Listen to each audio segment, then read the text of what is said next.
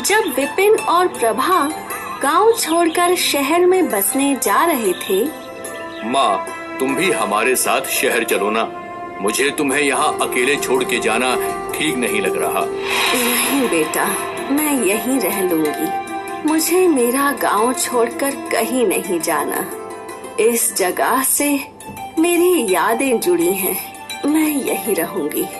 और वैसे भी मैं अकेली कहाँ हूँ? गंगा है ना मेरे साथ, ये मेरा ख्याल रखेगी।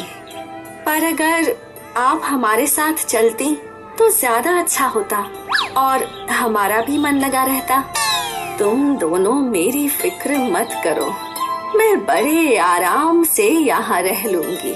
तुम लोग शहर जाकर अपनी गृहस्थी बसाने की सोचो। और विपिन, तुम अपनी बड़ी नौकरी की चिंता करो, मेरी नहीं। और दोनों एक दूसरे का ख्याल रखना।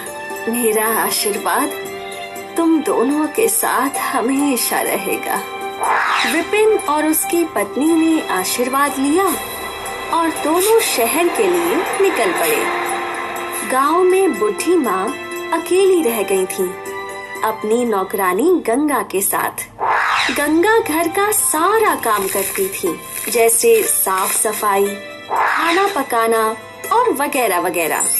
क्योंकि गंगा उनके घर में कई सालों से काम कर रही थी, तो बुढ़ी माँ को गंगा पर बड़ा विश्वास था। अपना काम खत्म करके गंगा बुढ़ी माँ की सेवा भी किया करती थी। काम खत्म कर गंगा घर चली गई। क्या बात है, आजकल तुम लेट आ रही हो? काय सांगू, वो बुढ़ी माँ के पाँव दबाने पड़ते हैं। क्या है कि उनका बेटा और बहू शहर गए ना, अब वो बेचारी अकेली है। मतलब बिल्कुल अकेली? हाँ। अगर बुढ़िया अकेली है तो कुछ अच्छा अच्छा पकवान बना के लाया करो, उसे कहाँ कुछ पता चलेगा। वैसे भी अपने घर का रूखा सूखा खा के मैं ऊब चुका हूँ। ठीक है, कल कुछ बना के लाती हूँ। अगले दिन गंगा काम पर गई।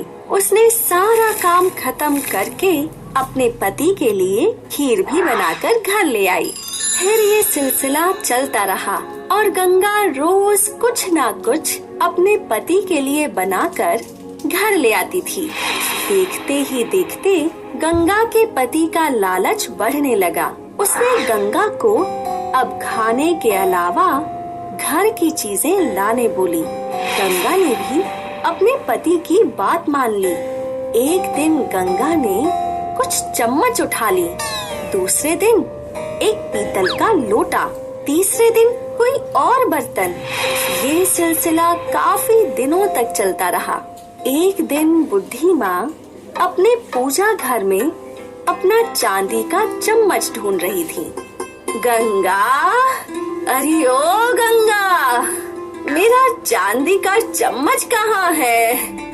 माँ जी, वही होगा, कल तो आपने ही रखा था। बुढ़ी माँ ने बहुत ढूंढा पर उन्हें चम्मच नहीं मिला। अगले दिन बुढ़ी माँ अपना पीतल का लोटा ढूंढ रही थी, लेकिन उन्हें वो भी नहीं मिला। तब बुढ़ी माँ ने सोचा, जरूर कुछ तो गड़बड़ है। ये सारी चीजें अपने आप कहाँ जा सकती हैं? कुछ दिन बाद वो बुढ़ी माँ एक सपेरे से मिलने गई और उन्होंने उस सपेरे से एक पालतू सांप खरीद लिया और उस सांप को एक बक्से में भर लिया। और फिर वो बुढ़ी माँ वो बक्सा घर ले आई। गंगा, इस बक्से को मेरे सिरहाने रख दे, इसमें सोने के कंगन हैं। वो मेरी बहन की बेटी की शादी है ना कल, मैं उसके घर जाकर उसे ये दे दूंगी उपहार में। ठीक है माँ जी। गंगा ने वो बक्सा बुढ़ी माँ के तकिए के पास रख दिया और वो अपना रोज का काम करने लगी। लेकिन दिन में कई बार उसका ध्यान उस बक्से पर गया। उसके मन में सोने के कंगनों का लालच था। शाम को गंगा बुढ़ी माँ के पैर दबाने लगी और फिर बुढ़ी माँ सो गई। जैसे ही बुढ़ी माँ सोई, गंगा का लालची रूप बाहर निकला और उसने वो बक्सा खोला। बक्से में सांप देखकर गंगा घबरा गई और वो यहाँ वहाँ भागने लगी। सांप! सांप! बचाओ! अरे बचाओ! शोर से बुढ़ी माँ उठ गई और उन्होंने वो सांप पकड़ा और उसे फिर से बक्से में रख दिया। मुझे पता था कि तुम ही चोरी कर रही हो। मैं सिर्फ तुम्हें सबक सिखाना चाहती थी।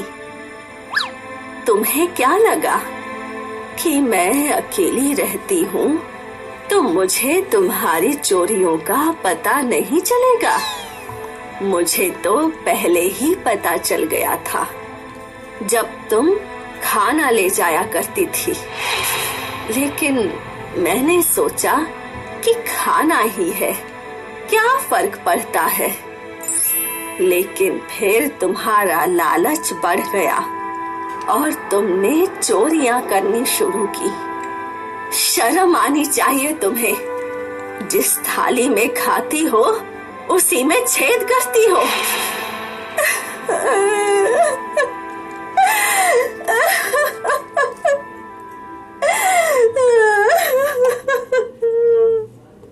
गंगा फूट फूट कर रोने लगी। इस कहानी ने हमें ये सिखाया कि लालच हमें गलत रास्तों पर ले जाता है, जैसे गंगा लालच के कारण चोरियां कर रही थी।